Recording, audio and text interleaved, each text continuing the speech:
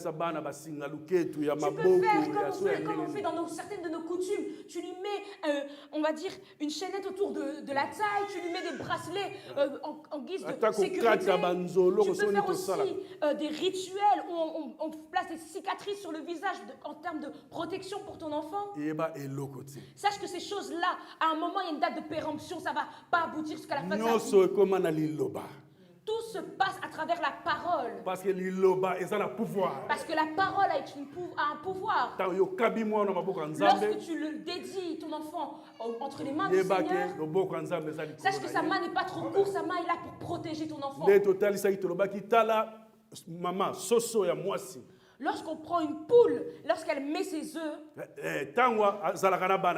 lorsqu'elle a même ses poussins une fois nés, même s'il pleut, elle va accepter de couvrir ses poussins et elle être trempée afin de sauver leur petite vie.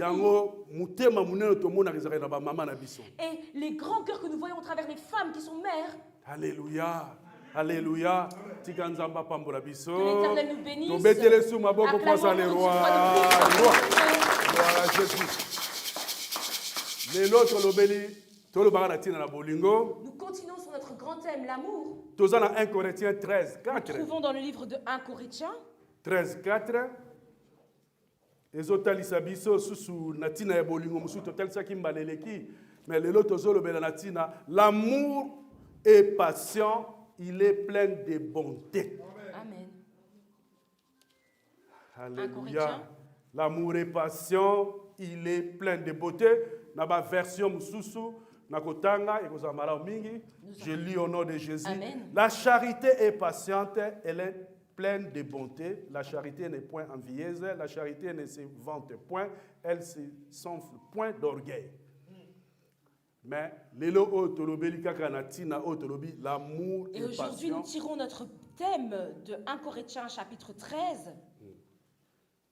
Tokotanga, tozana Matthieu 5, Matthieu 20.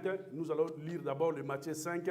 Nous allons lire la parole du Seigneur, Matthieu chapitre 5. Le verset 43-45. 43-45. Je lis la parole du Seigneur. Amen. Matthieu chapitre 5, verset 43.